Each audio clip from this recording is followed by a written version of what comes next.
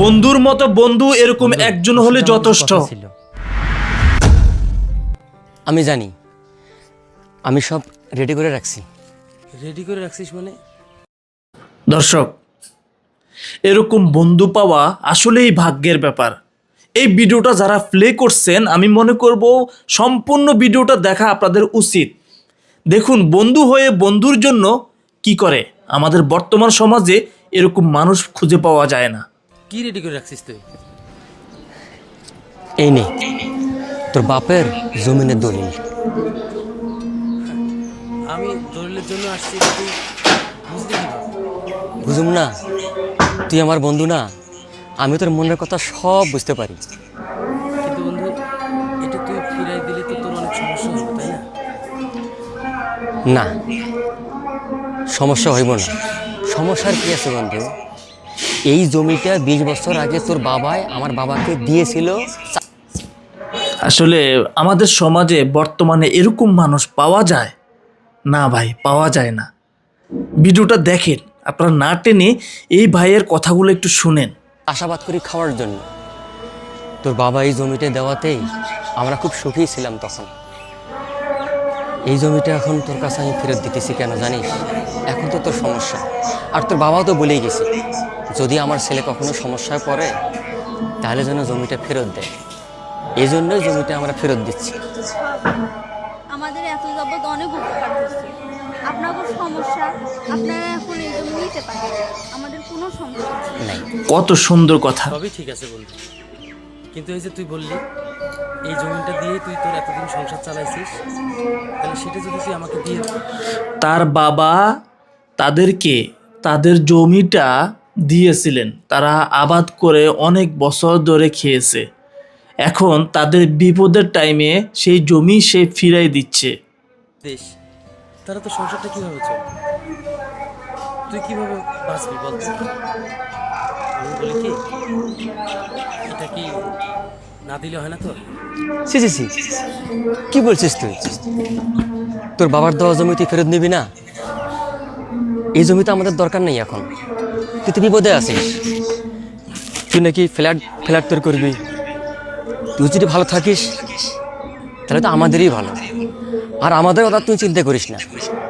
আমরা গরিব তরিব মানুষ, যেখানে রাত সেখানেই কাজ।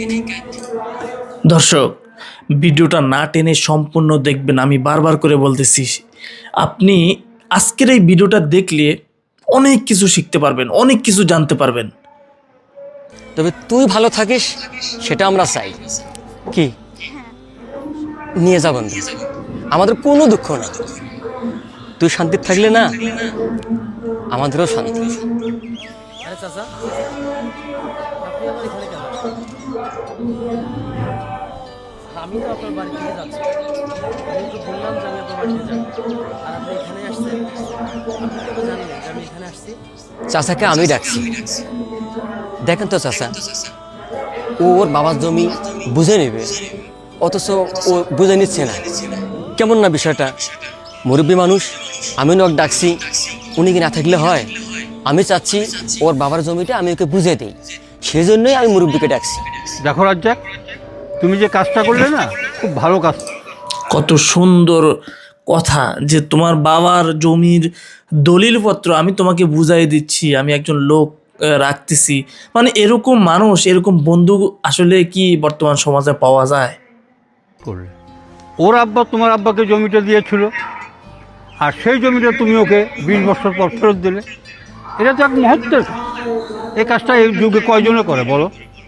চাচা, কে কি করে আমি জানি না, তাই আমার বন্ধুকে আমি অনেক ভালোবাসি। আমি ওর বিপদের সময় ওর পাশে দাঁড়াতে চাই। তাই আমি একটা সিদ্ধান্ত দিছি। শোন বন্ধু, তোর এই বিপদের সময় যদি আমার এই বাড়ি বিড়াটা বেচছো তোকে দেওয়া লাগে, আমি তাও দিতে প্রস্তুত। তুই চাইলে আমি এই বাড়ি বিটে বিক্রি করে দেব, তবু তুই ভালো থাক। তুই যেটা করার জন্য হাত বাড়িয়েছিস সেটাতে সফল হও, আর তুই সফল হলেই আমার শান্তি। আমরা বাড়ি ভিটা বেশি দেব, তোমাদের সুখী তো আমাদের সুখ।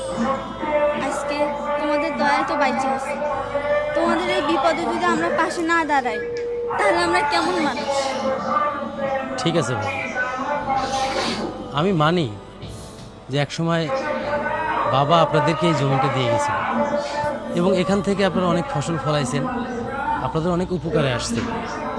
কিন্তু আমি এইভাবে কখনো ভাবি নাই ভাবি যে আমার এই জিনিসটা আপনাদের কাছ থেকে নিলে আপনাদের ক্ষতি হবে নাকি লাভ হবে, আপনারা কি বিপদে পড়বেন নাকি পড়বেন না, এই জিনিসটা আমি কখনো ভাবি নাই ভাবি।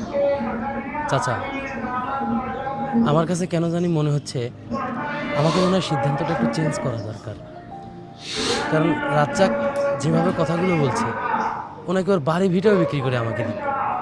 আচ্ছা এই পাগল, তুই যদি বাড়ি ভিটা বিক্রি করিস তাহলে বউ নিয়ে থাকবি কোথায়? তোর থাকার জায়গাটুকু তো থাকবে না। তার থেকে বলি কি, আমি যেটা বলি তুই সেটা একটু শোন। তুই চুপ করতো, আমাদেরকে নিয়ে তোকে সিদ্ধ করতে হবে না। আমরা দুজন রাস্তার পাশে টেরা তুলে থাকবো, তুই ফ্ল্যাট বানাবি, ফ্ল্যাট করবি, এটা তো আমরা চাই। তুই ভালো থাকবি শহরে গিয়ে, এটা তো আমরা চাই। আর এটা ভাবার ভাবিস না যে আমরা মাত্র ফ্ল্যাটে গিয়ে উঠবো। আমরা কখনো করুণা করতেছি না, কারণ তোর বাবা আমাদেরকে জমিটা দিয়েছিল আমাদের উপকারের জন্য। এখন তোকে ফেরত দিচ্ছি তোর উপকারের জন্য, নাকি? এটাই। আর একটা কথা শোন, চাচার কাছে কাগজপত্র সব দেওয়া আছে, অরিজিনাল কপি, ওখানে সাইন করাও আছে। চাচার কাছে গিয়ে তুই কাগজটা তুলে নিস। অনেকক্ষণ ধরে তোমাদের সবার কথা শুনতেছি, কিন্তু আমার যেটা মনে হলো যে তুমি ওনাদের সাথে অন্যায় করতেছো। দেখো, একটা সময় বাবা আমাদেরকে এই জমিটা দিছিল, এটা নিয়ে ওনারা অনেক খুশি ছিল। এতদিন ওরা চাষাবাদ করছে, সংসার চালাইছে। এখন তোমার প্রয়োজনে তুমি যে এই জমিটা নিবা, তারপরে ওদের কী হবে এটা কি ভাবছো? স্বার্থপরের মতো কাজটা হলো না? এটা কিন্তু তোমার বাবাকেও অসম্মান করা হয়েছে। তুমি ঠিকই বলছো। তার বউ কিন্তু কথাগুলা বা বিষয়টা ভালোভাবে বুঝতে পারছে। সে বলতেছে যে তুমি যদি এই কাজটা করো, তোমার বন্ধুর সাথে তোমার অপমান করা হলো আর কি, বা বন্ধুকে কষ্ট দেওয়ার মতো কাজটা হয়ে গেল। আমি এই কথাটাই ওকে বোঝাতে চাচ্ছি। শোন বন্ধু, আমি আমার সিদ্ধান্ত চেঞ্জ করছি। এই যে তোর ভাবি বললো না স্বার্থপরতা, আমি আসলে স্বার্থপর হতে চাই না রে। তোর বাবা আর আমার বাবা খুবই ভালো বন্ধু ছিল। সেই সুবাদে তুই আর আমি কিন্তু সেই ছোটবেলা থেকেই একসঙ্গে বড় হয়েছি। হয়তো আমার বাপের টাকা ছিল, যার কারণে আমার পজিশনটা একটু চেঞ্জ। তার মানে এই নয় তোকে আমি ভুলে গেছি। শোন বন্ধু, চাচার কাছে যে কাগজগুলো দিয়ে রাখছিস তুই, ওগুলো আমি আর নেব না। হ্যাঁ, আমি মানি সময়ের পরিবর্তনে, কালের পরিবর্তনে বা নিজেদের অবস্থানের পরিবর্তনের কারণে কিছুটা ডেভেলপ দরকার মানুষের। আমি ফ্ল্যাট করব, এটা যেহেতু আমার একটা স্বপ্ন, তোর ভাবির স্বপ্ন, এটা আমি পূরণ করব। তবে তোর এই জমি বিক্রি করে না, তোর বাড়ি ভিটা বিক্রি করা টাকা দিয়ে না। আসলে তার বন্ধু যে বিষয়টা খুব ভালোভাবে বুঝতে পারছে যে এই জমি দিয়ে তাদের সংসার চলে, এই জমির আবাদ করেই কিন্তু তারা চলতে হয়, সেটা কিন্তু সে বুঝতে পারছে। আমি আমার নিজের ইনকামের টাকা দিয়ে করার চেষ্টা করি। আমি চাই না আমার বাবার দান করা সম্পদটা আমি আবার রিটার্ন নিই এবং সেটা বিক্রি করে তোকে কষ্ট দিই। তুই যদিও এখন আমাকে মুখে মুখে বলছিস যে তোর কোনো কষ্ট হচ্ছে না, কিন্তু আমি তো তোকে চিনি। যত কষ্টই হোক তুই কখনো মুখ দিয়ে প্রকাশ করবি না। তাই বলি কি বন্ধু, তোর এই কাগজটা তুই রাখ, নে, আরে ধর। চাচা, আপনাকে বলি শুনুন, আপনার বৌমা যেটা বলছে এটাই ঠিক। আমি আমার বাবার অসম্মান করতে পারবো না। আমি আমার বাবার দান করা সম্পদের উপরে আর নিজের চোখটা ফেলবো না। আপনি একটা কাজ করবেন, রাজ্জাকের আইডি কার্ডটা নেবেন, আর আমি তো আছি, এই জমিনটায় আমি ওর নামে লিখে দেব, যাতে আর কোনোদিন বাহ, আমাদের কত সন্তানরা এসে সুন্দর কথা। এটা দাবি করতে না পারে। ঠিক, এটার ব্যবস্থাটা কিন্তু আপনাকে করতে হবে চাচা। অবশ্যই করো। ঠিক আছে চাচা। দেখো, আপনারাও দেখেন, একেই বলে বন্ধুত্ব। বন্ধুত্ব কাকে বলে? আপনার খুশি থাকবে। না চাচা, বন্ধুত্ব বললে ভুল হবে। রাজ্জাক আমার ভাই, ও কিন্তু আমার বন্ধু না। ও কিন্তু আমাকে বলতে পারে যে তোর বাবা আমাদেরকে দান করে গেছে, আমরা কেন তোকে দেব? এটা কিন্তু ও বলে না। না, ও কিন্তু এক বাক্যে সব কিছু রেডি করে আপনার কাছে জমা দিয়ে রাখছে। হ্যাঁ, অবশ্যই দিয়েছি। তাই আমি বলি কি বন্ধু, মনে কষ্ট নিস না। আমি আসলে তোর কাছে সরি দিই, আমি ইচ্ছে করে এটা করতে চাই না। বন্ধু, শোন, তুই কি মানুষ? হে ভগবান, তুই আসলে মানুষ না রে। কথাগুলো শুনবেন। হ্যাঁ, কষ্ট করে ভিডিওটা দেখছেন এবং শেষ পর্যন্ত এই ভাইয়ের কথাগুলো শুনবেন। হ্যাঁ গো, তুই আসলে মানুষ না। আমি কি ভাবলাম আর তুই এই বাড়িতে কি করে গেলি? আমি কখনো কল্পনা করতে পারি না যে তুই এরকম একটা মহৎ কাজ করবি।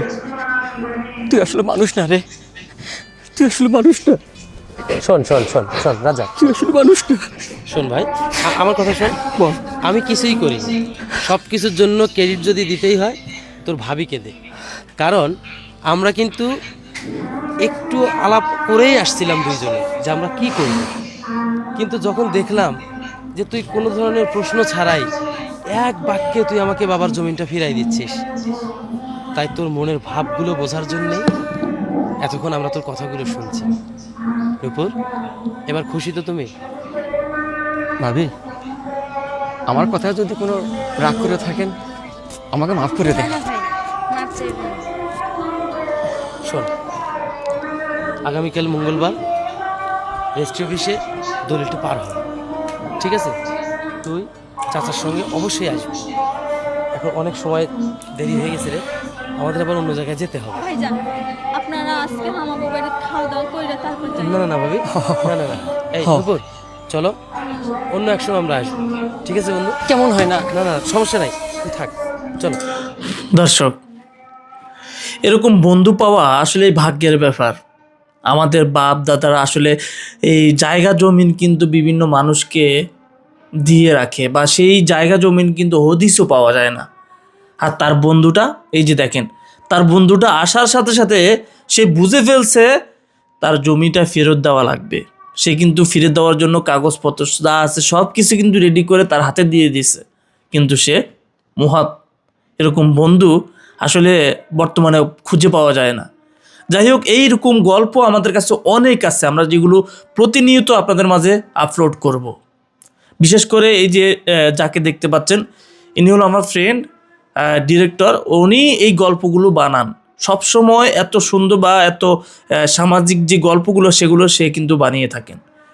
তো এরকম গল্প আমি অনেক আপনাদেরকে দেখাবো। তো এই চ্যানেলের মাধ্যমে সমস্ত গল্প আপনারা দেখতে পাবেন। যারা যারা এখনও সাবস্ক্রাইব করেনি, আমাদের চ্যানেলটা সাবস্ক্রাইব করে আমাদের পাশে থাকবেন। বিদায় নিচ্ছি আমি সাজ্জাদ। আসসালামু আলাইকুম।